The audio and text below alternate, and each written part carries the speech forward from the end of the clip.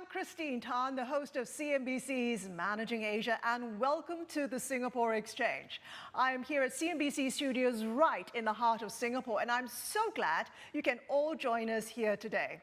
CNBC is Asia's #1 business and financial news network, and we have been doing what we do best for almost 3 decades, speaking to some of Asia's biggest CEOs who join us right here on this set on a daily basis, discussing major news and business finance day in and day out. We appreciate you joining us live here today as we reflect on CNBC's East Tech West, our flagship annual tech event in Nansha, Guangzhou, China. Obviously, it was a different kind of event this year, given the current circumstances around the world, and we only had local guests on the ground attending the event in person. But despite the obvious challenges, our burning desire to always get to the heart of the story ensured we returned to the Greater Bay Area this year and conducted another successful installment of East Tech West.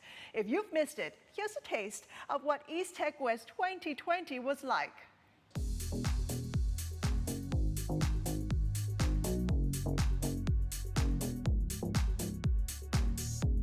After this pandemic, people actually appreciate individual traveling devices as opposed to take public transportation. People are always looking for a much safer, more convenient way of commuting in a city. And that's actually no different between China and Europe and the United States.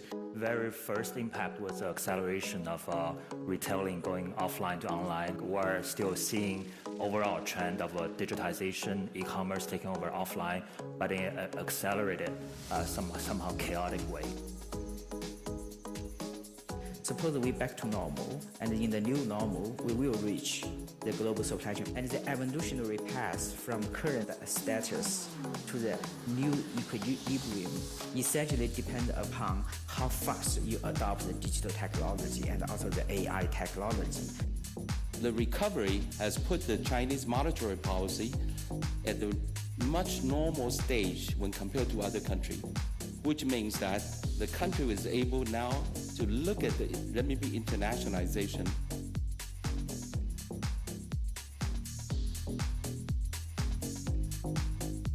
Data is an essential productive factor in China. So if we connect financial data and commerce data, that we can create anything. So I think the authority will keep looking on the market and give a direction for the development. After pandemic, the people is willing to pay a lot of money on a shopping journey, especially the luxury goods and the cosmetics. Consumer intention is still there. The people want to spend more money compared with the last year, but the time they spend on the shopping journey short down.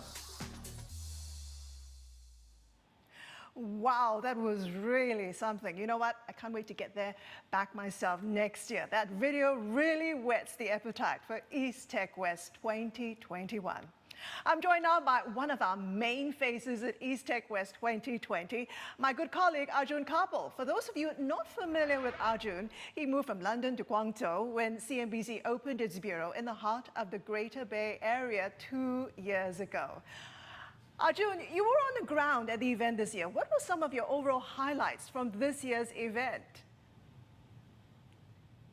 Well, Christine, you mentioned how challenging a year, of course, it was. And firstly, I just wanted to say on that point how proud I am, of course, of the CNBC team and our partners to pull off such a great event during an incredibly challenging time. On the ground, there was energy, there was a lot of buzz, and there was a lot of excitement around as well. When I was involved in hearing a lot of engaging discussions, not just in the ballroom where we were hosting a lot of the talks and fireside chats and panels, but also just around the entire event venue as well at the Ellen Garden Nansha as well. We, of course, innovated this year with the format in terms of blending the physical event with some of the virtual interviews and panels that were hosted by our wonderful colleagues around the world as well. Now, when it comes to topics, the impact of the pandemic, of course, was top of mind here. How it has affected businesses, how businesses have adapted, the role technology has played in our lives, and how the world might look after the pandemic is over. A huge part of that, I think, was around the future of technology. What does it do to the way we move around cities and the globe? How does it change the way we consume and we shop? How does healthcare evolve? All of these were some of the big topics and discussions we had on the event on the ground, Christine. These were some of the big discussions that happened during East Tech West 2020. And East Tech West always get the big names. Talk to us about some of the big names you spoke to at the 2020 edition. What did you and the audience learn from them? Well, a large part of the discussion I had with speakers were around the long-term technology trends in China and around the world, and trying to find out where investors were putting their money. You know, part of that discussion also involved talking about some of the challenges facing China's technology industry in particular, from this so-called decoupling we've been discussing a lot with the US, as well as potential new regulations on the industry as well. So I had a chance to catch up with Jenny Zeng. She's managing partner at venture capital firm MSA Capital to discuss some of these topics. Have a listen to what she had to say. Frankly speaking, before China healthcare, all kind of new traditional type of healthcare, like servers, hospital, were not this kind of PE style. While venture capital, we more focus on the healthcare, which have the first have AI-enabled healthcare. For a lot of new drug development in China, so like AI made this the long process, like 10 years, like a black box kind of new drug development more efficient.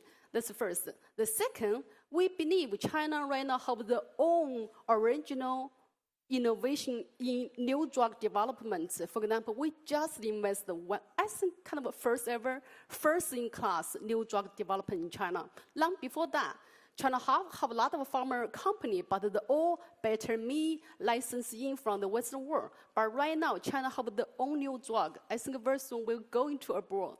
Even though we're talking about some of the opportunities, the Chinese tech sector also faces, I think, a number of challenges. One of those is this idea that there's this decoupling happening between China and the US that we've seen in several areas. Semiconductors is one example of that. You know, what kind of impact does that have on the way you think about investing? Does it create challenges, or in that, do you see some interesting opportunities where new companies could emerge? Yeah, from my personal observation, I think the decoupling sends like more benefits to China rather than the troubles, like difficulties. For example, the decoupling have a few type of like talents decoupling. There are a lot of young talent or maybe what a professor just back to China. A lot of them founded their own company. That's one reason keep us very busy. The second is like a supply chain. I said supply chain, how powerful. You know who will decide the decoupling? The user. The user love to buy the good products with a lower price. And of course, this company, in the end, they will choose what kind of supply chain they will use. Yeah. So do you think overall the decoupling is actually positive for the tech sector in China? Yeah, long term is very positive, yeah. So Jenny Zeng from MSA Capital there, quite bullish on the healthcare sector after the pandemic, but also the way that China will navigate some of these challenges, perhaps emerging stronger as a result, Christine. You know, Arjun, while we have you here, one of the biggest days of the year for you to cover is, of course, Singles' Day. What were your takeaways from the recent 2020 edition? Yeah, you're absolutely right that the Double 11 shopping festival is huge. Tens of billions of dollars worth of sales happen during it. But of course, this year was different. The pandemic has dented the Chinese economy, but the country having broadly contained the virus, we are seeing some sort of a rebound here as well. So this Singles' Day was set up against that backdrop, and there were big questions about the strength of the Chinese consumer at the moment. One thing we did see was both Alibaba and JD.com, two of the biggest e-commerce players in China, increasing the length of their Double 11 promotions this year, perhaps to try and attract more consumers as well. So that was one thing that was different for sure. But the bigger discussion here is whether we are seeing a structural change in the Chinese consumer. We know online shopping got a boost during the pandemic, especially during the height of the pandemic in China. But is that here to stay, and has the adoption of e-commerce accelerated? I had a chance to catch up with Chen Xiaodong, the CEO of InTime and a vice president of Alibaba as well, to discuss some of these topics. Now, InTime is a chain of physical bricks and mortar stores here in China, and he had an interesting perspective on the role of the physical store in a digital world. Let's listen in. During the pandemic, we shut down all our 65 stores in China. But in that time, we still have 1/3 sales compared with last year. Yeah, the reason is we have a internet platform, and thanks for our technical team to provide the services online. So the pandemic is not the reason. It's just speed up the digitalization procedure for the physical store. Yeah, in that time, it's very tough. But after the pandemic, the traffic recovered very slow. But the sales have been recovered compared with last year. Yeah, for example, last month we have records high single-digit growth, positive growth compared with last October. So in current stage, 20% sales is coming from internet. Yeah. So if that's the case, then why is the physical store still important to you, and having people physically come to visit an in-time department store? Actually, it's very important for shareholder. Yeah, we put a lot of investments in the physical stores. Yeah, it's a joke, but actually the people still want to go to the physical store to go around. But after pandemic, they cut down the shopping journey. They shorten the shopping time. That's the trend. Because they consider of the safe reason. So for the traffic curve, you just noticed in a late night period, the traffic dropped down very significant compared with the normal time. Yeah. So for that reason, you need to promote the efficiency by the technical and internet tools to serve your people, serve your customer. So Chen Xiaodong there of InTime and Alibaba, painting a picture of a Chinese consumer that's somewhat seen a rebound, but also giving us an insight into how he sees the physical and the online world blending when it comes to shopping in the future, Christine.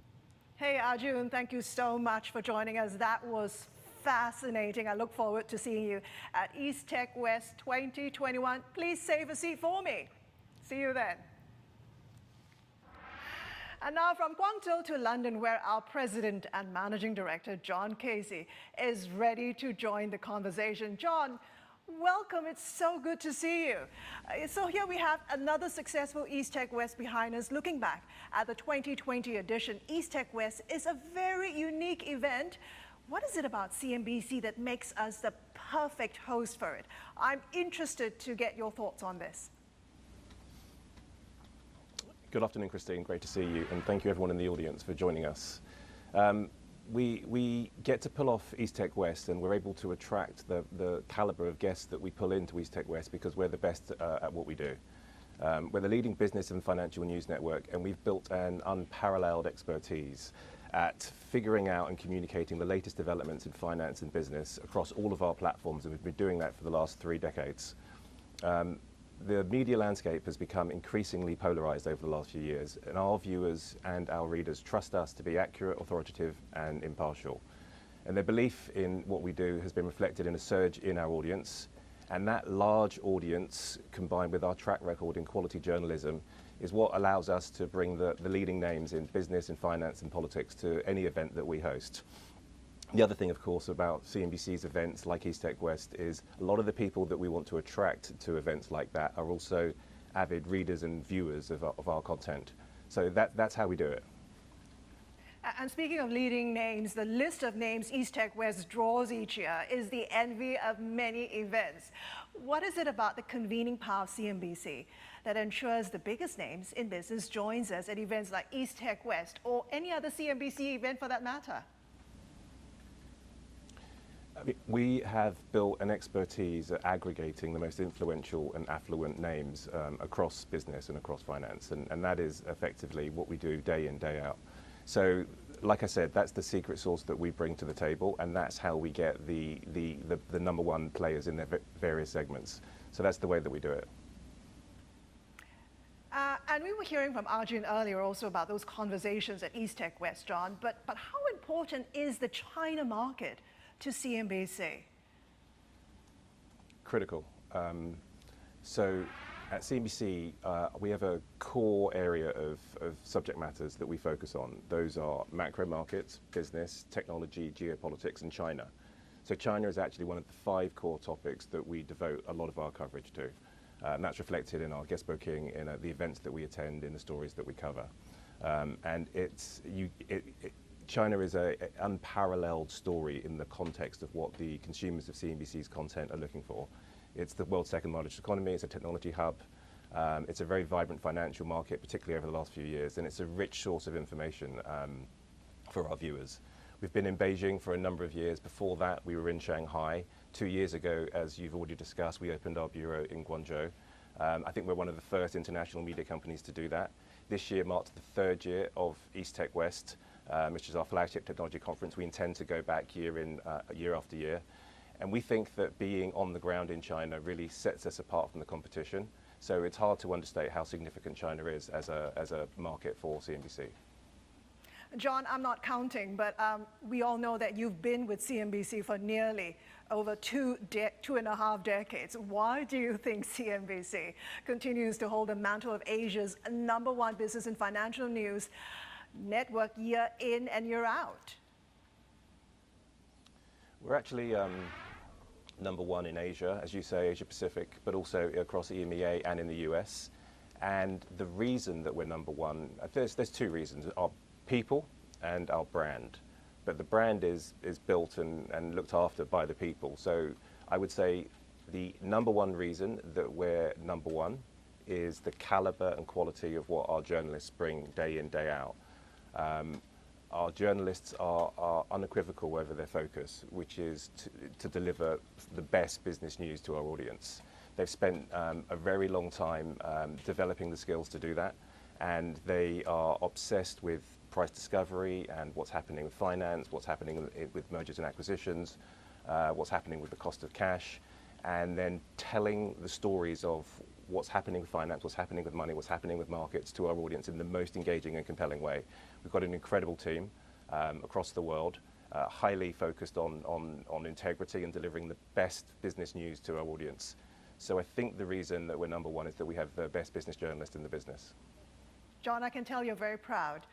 East Tech West is all about looking forward while learning from what has come before. What's your take on how the media landscape has evolved over your time in the industry? And where is it heading? What is your sense of the dominant trends as we head into 2021? So the change, and I think everyone listening today will be painfully aware of the disruption that's taken place, and it brings with it change and disruption, and it brings with it opportunity. But the significant changes have been ones of technology and the dominance of technology disrupting our space. Looking forward into 2021, I think that continues to be the case. I think that the pandemic has accelerated existing systemic alterations to the way in which production, consumption, and distribution was taking place.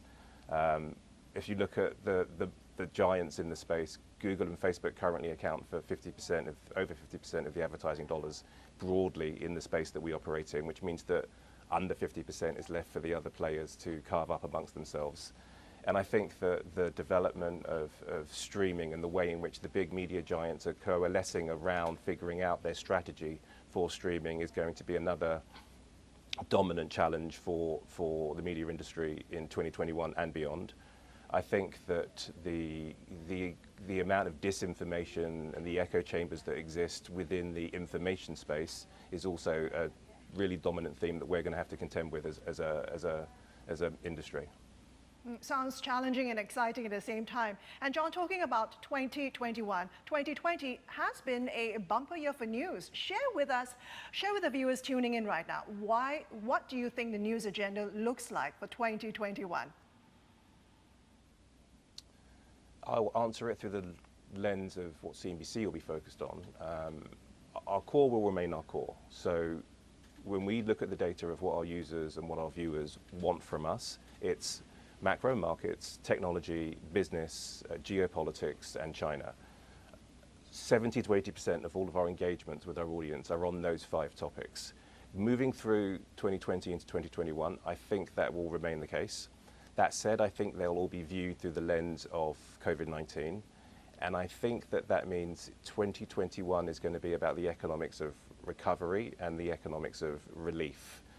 I think that what has occurred over the last year, as we look at the pandemic, is there's been a K-shaped implication for the economies and for the industries and for the businesses that operate. And there are people at the top of that K who are winning, and there are people at the bottom of that K that are losing. I think the last 3 weeks will inform further and refine further what the editorial agenda will be next year. There'll be the vaccination won't be deployed evenly throughout the world, and thus throughout the industries and businesses that operate across the world. And so I think you're going to continue to see an acceleration of people at the top of that K as they recover, and people at the bottom of that K, unfortunately, as they continue to suffer. I think that now that the US election has been took place a few weeks ago, I think that the potential reset or the relationship that we see between the White House and and Beijing is going to be a dominant theme, also editorially speaking. I think the bread and butter of CNBC is financial markets. We offer a window into what's taking place with money and with markets and with the price discovery that takes place within those arenas. And as I said, I think the economics of the recovery and the economics of the relief coming out or working through the pandemic is going to create price discovery. And I think that we will be keeping a keen eye on what's happening there, and also how central banks in particular respond to the circumstances that we find ourselves in. I think that will further inform the events that we attend, the questions that we ask, the guests that we have, and the kinds of stories that we cover. We anticipate M&A being a factor. I think it could be a hot year, again predicated on that K-shaped implication of what the pandemic has done to various businesses, and there'll be those sitting on cash looking to deploy that cash, and there'll be those that are more distressed and they are looking for a bailout of sorts. And then I think the work from home, the technological advancements that we've seen as a result of the work from home and the nature of the pandemic means that the tech sector specifically, really at the top of that K, is going to be a keen editorial area for CNBC to focus on in 2021. So John, if that's a news agenda, what is CNBC's focus going to be? Our focus is going to remain. We're going to focus on core. So those are those 5 topics that I mentioned. When you're consuming CNBC, when you think about CNBC, think of those 5 topics, because that's what you're going to get in large part. And we orientate ourselves journalistically, editorially, around those 5 pillars. Secondly, we're going to be expanding our multi-platform presence and relevance. So we need to place CNBC's content in the hands or in the AirPods or in the screens of our users, wherever they are, however they want it, whatever format that might be. We're going to continue to grow our audience. We'll do that through new markets and through new verticals.